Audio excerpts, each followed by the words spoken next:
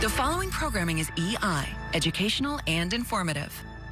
Today on Mystery Hunters. We've discovered mysterious places that are full of monsters. And there could be one near you. I'm visiting a curiosity shop in Seattle, USA to check out its star attraction, a cowboy mummy that was supposedly found in the desert 150 years ago. Wow. But is he real or just a really good hoax? And I'm going to a curiosity fair in Cooperstown, USA to check out their famous fossil of a giant. Do you believe that a race of giants existed? I certainly do, and we have the evidence to prove it. And Doubting Dave shows you how to make your own mummy, Mystery Hunter style. Can't talk stuffing newspaper into a skeleton's chest. Forget what you think is real. These places are gonna fake you out.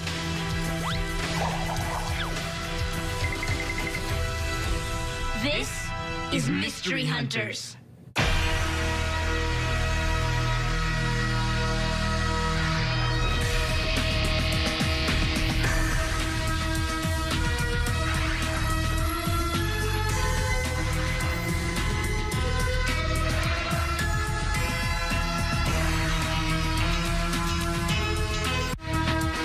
We'll be right back with more Mystery Hunters.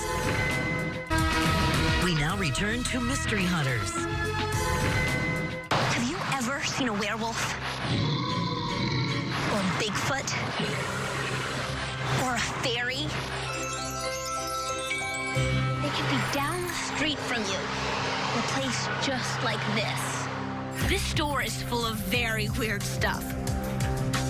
A dog turned to stone? The skull of a wolf eel? What's a wolf eel? This place is crazy. Shrunken human heads? Hi, Andy. Hi. So, why do you think all the weird stuff you have in here is real? My great-grandfather started Yale Curiosity Shop back in 1899, and every time we've collected some unusual thing, it's always come with a wonderful story, so we think it's real. What's the shop's main attraction? His name is Sylvester, and he's right over there. A mummy? Very cool. It says here that Sylvester was a cowboy, a card player from the Wild West. The story goes that one day, Sylvester cheated the wrong man and was shot. He climbed on his horse and escaped to the desert, where he bled to death. Then, the scorching hot sands mummified his body.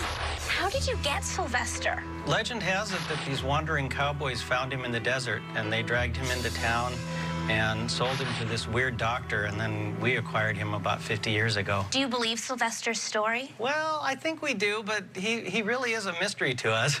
Do you mind if I take a closer look at him?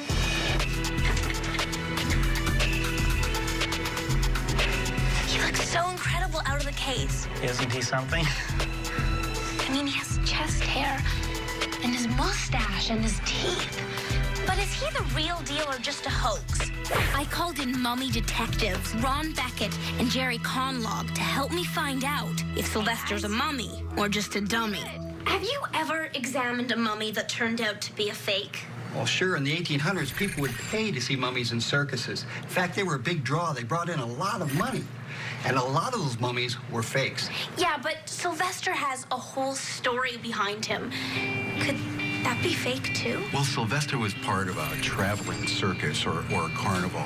And it's really possible that they created this really big story about this cowboy mummy. I mean, think about it. Who would pay to see a mummy accountant? This is so cool. He weighs more than most mummies we've worked on. Yeah, he's quite heavy. Hey, that's strange. Look at these bumps. They look like pimples. Have you ever seen anything like that before in a mummy? No, never. We're gonna take a picture of Sylvester's insides with this X-ray camera. If he is a real mummy, we'll see his bones. Fake mummies are usually made with plaster and wire. Catch the film as it's coming out. Grab onto the tab. Here we go. Here we go. Feel. There you go. Got it. Excellent. Wow. Look at that. I never would have believed it. Look at the skull. His bones, his teeth are there, bones in his neck. Ron, what's that? His brain is preserved. He is so well preserved. Look at that. I can't believe he's real. I thought for sure he was a fake. So did we. But is he a real outlaw who died in the desert? Like the story says. Could that be a bullet hole? There's only one way to find out.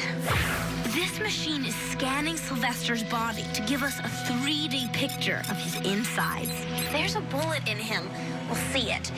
Then we'll know he's not just a real mummy, but a real cowboy mummy, just like his story. What's that?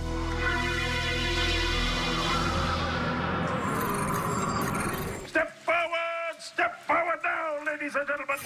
The one, the only, the authentic Cardiff Giant at the Museum of Wonders and Curiosities. One of the most famous giants in the world is in one of these tents, and that's not all. Step forward now. Aye, well, lad. Have you come to pay your respects to the Cardiff Giant? Mm-hmm. Very well. The giant is this way, across the lawn. The one, the only, the authentic.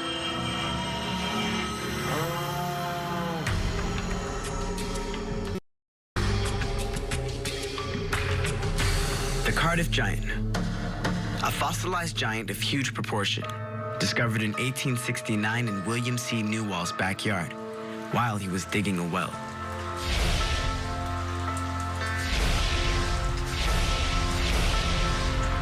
I've got to admit, he is giant, but was he ever really alive?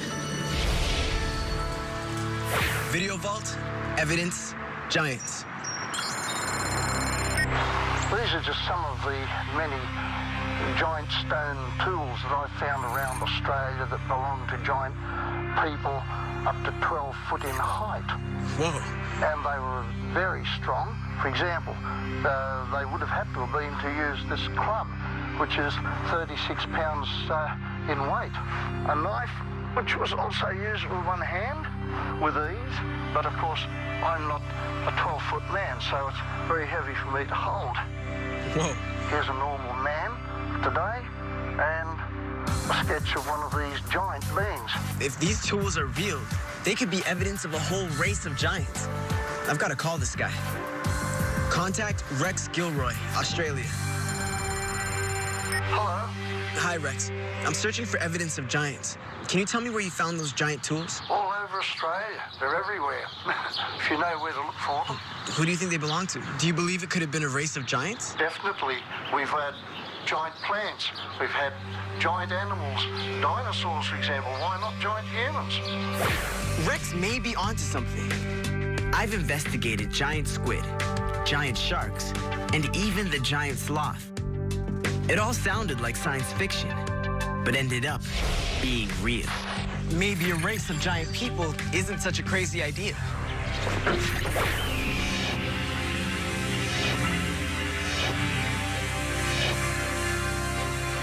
Hi, Dr. Bach.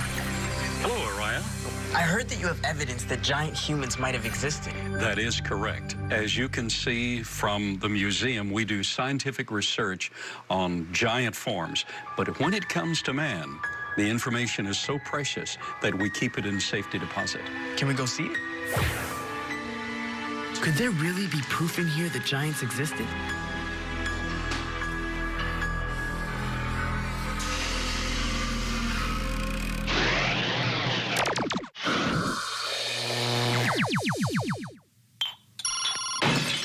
Hey, Doubting Dave. Hey, Christina, don't tell me the mummy's a fake. Actually, it's... Paper mache? I knew it. I could totally make a better fake mummy. Doubting Dave, would you please... Make you one? No problem. I'll call you when it's done. But Doubting... Let's show her how we make a mummy mystery hunter style.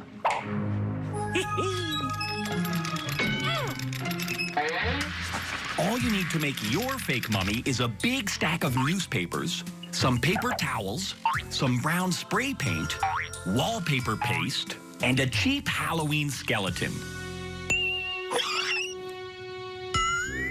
You. I got you. Yeah.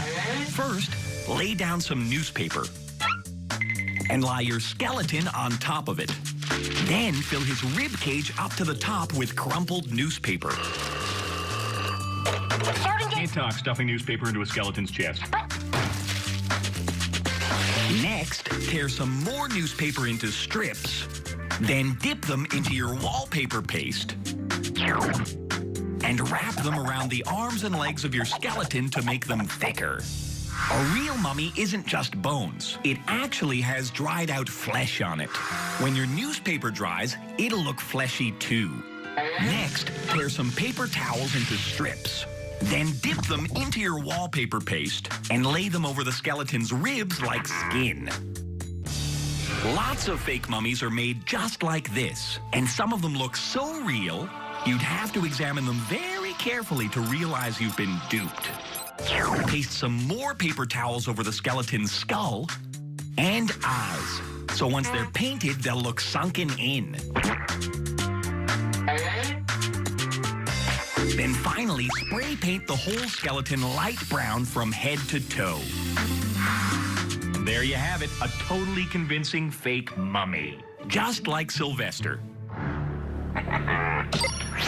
Doubting Dave. Hey, Christina, I'm sending you a photo of my new fake mummy. What do you think? It's great. But I've been trying to tell you, Sylvester is a real mummy. He's real? Oh, man. What's the matter? First time you've ever been wrong? No, but I never should have made that bet with the new guy. Motep, you were right. Lunch is on me. We'll be right back with more Mystery Hunters. We now return to Mystery Hunters. Step forward! Step forward now! This fossilized giant is the main attraction at the Museum of Wonder. But is he real? Locked in this bank might be the proof that he's part of a whole race of giants. You're under full security and full surveillance. Let's go in. All right. This is a replica. The original is, of course, priceless. This footprint was made by a giant. Wow. It's 14 inches in length, size 23. It's twice the size of my foot. How tall was this person? Between 7 and 9 feet. Do you believe that a race of giants existed? I certainly do, and we have the evidence to prove it. If a whole race of giants did exist, there must be more prints. This is where Dr. Bo found the footprint, the Paluxy River. And he's not the only one to find giant footprints here. Hey, check this out. Hey, Glenn. Hey, Araya. These are footprints, right? I mean, they're pretty big. Yeah, Araya, they were made by a giant. Did you say a giant? Yeah, they're made by a giant species of dinosaur. They were made by Acrocanthosaurus, which grew almost as large as a T-Rex, and they had 3 large toes with sharp claws, and they don't look much like human tracks, but there were others that did resemble human footprints. Sometimes mud can fill in the toe part of the footprint, leaving just the back part. The back part would look something like a large human footprint. So, I guess giant footprints aren't enough evidence to prove giant people ever existed. But every time I've investigated creatures that turned out to be real, there were always skeletons. If a race of giant humans existed, wouldn't they have left behind some skeletons too?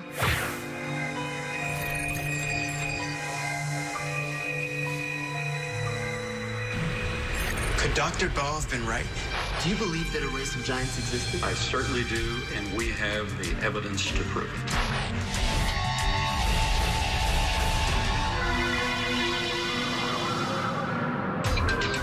There are curiosity shops all around the world, but are any of the weird creatures they have real?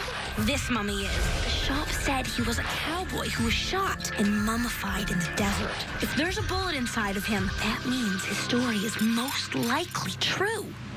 What is that? Those are pellets. A shotgun doesn't fire a single bullet. It fires a bunch of these pellets, or BBs, and each white spot is an individual pellet embedded in the skin. So those bumps on Sylvester's head aren't big pimples. They're actually small pellets from a shotgun shell. Is that what killed Sylvester? No, the pellets didn't enter his skull, so they stayed on the outside, and it takes a while for the skin to heal over. So that shotgun blast didn't kill him. But if he was shot in the head, why wouldn't he go to the doctor? Unless he couldn't or wouldn't. Maybe Sylvester was an outlaw. wanted by the police, and that could be why he didn't go to a hospital. But what about the hole I found in Sylvester's stomach? Could that be a bullet hole? Hey, what's that? It looks like a bullet. Well, it's not a pellet, so it may be a bullet. So it looks like Sylvester might have been shot and killed, just like in his story. There's just one problem. Sylvester was supposed to have been mummified in the desert, but I've seen desert mummies before. The sand sucks all the water out of their bodies like a sponge, so they look shriveled and bony, and they're really light. But Sylvester is really heavy. He weighs more than most mummies. And his skin is shiny, almost waxy looking. Is it possible Sylvester's story is a hoax and I'm just not seeing it? Is there any way to find out how Sylvester was mummified? Absolutely. This goo from Sylvester will tell me how he became a mummy. Thanks. Here are the results. Oh, thank you. The test results say that Sylvester's full of arsenic, but isn't that some type of poison? Well, arsenic is a poison, but it was used in the 1800s to mummify bodies. And arsenic kills all the bacteria that would cause a body to decompose. That's why he's so well preserved. So Sylvester isn't a desert mummy. Somebody preserved him using arsenic. Maybe the doctor who bought him mummified Sylvester to put him on display. They dragged him into town and sold him to this weird doctor. So Sylvester is a real mummy, and he might have been a cowboy, but he wasn't mummified in the desert like his story says. Still, he's more real than I expected.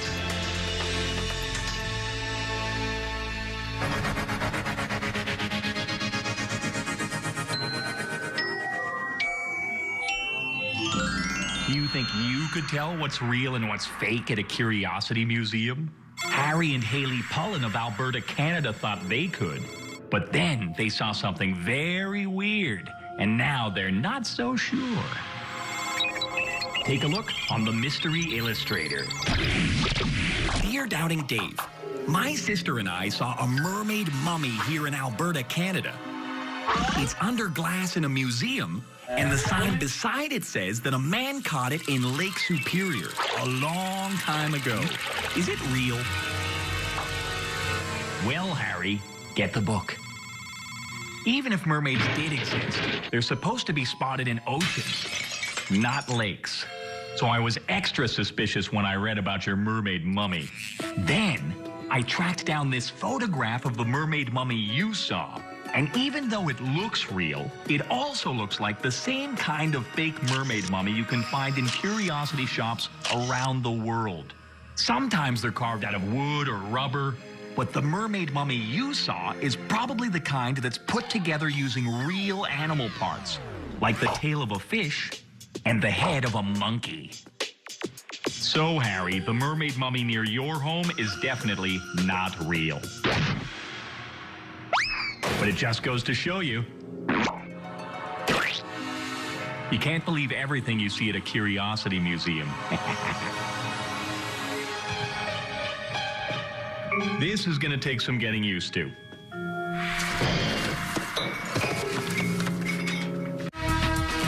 We'll be right back with more Mystery Hunters. We now return to Mystery Hunters.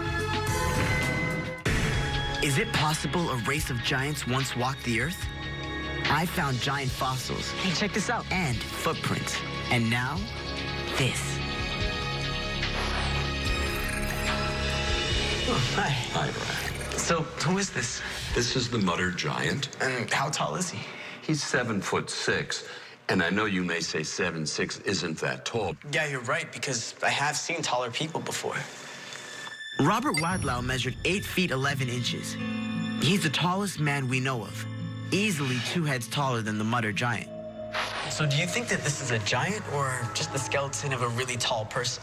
It was a really tall person who had a disease called gigantism, which is due to having too much growth hormone. Do you think that it was possible that a race of giants once walked the earth? I think it's possible, but we have no evidence of that, so I really doubt it.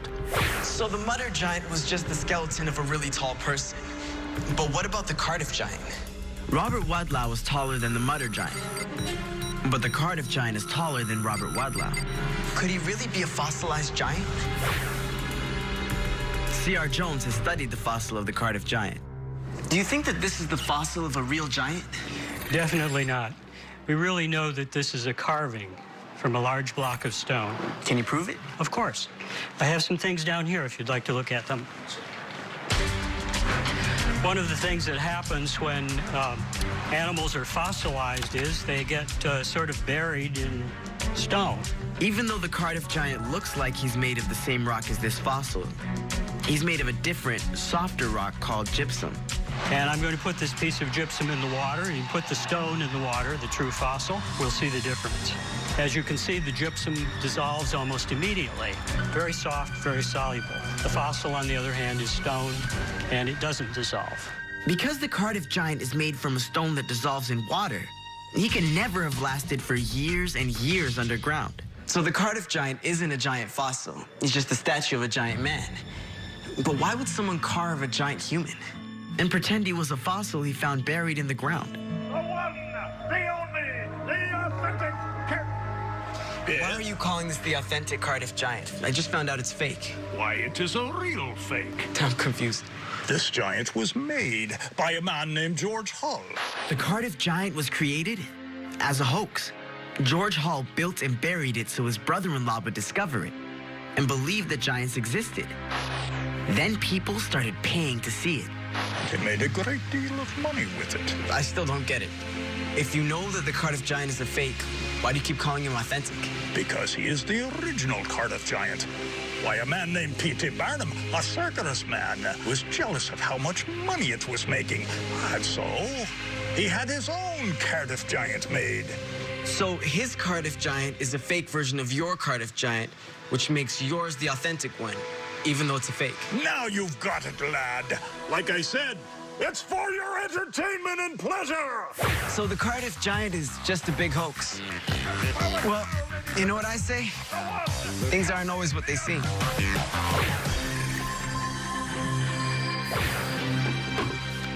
Hey, what's that, another giant tool? Well, it's supposed to be. Doubting Dave gave it to me and asked me to get it tested. And? It turns out it's just a regular rock that kind of looks like a giant tool. So, what? Doubting Dave thinks that the giant tools in Australia are just regular rocks, too? I guess so.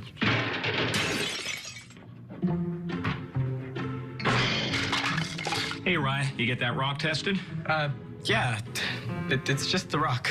I thought so. No one's ever proven any rock was ever a giant's tool. I'll take it back to the lab. Doubting Dave, are you all right?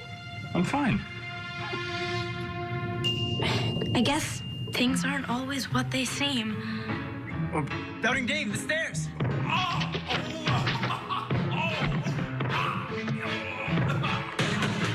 Thanks for watching.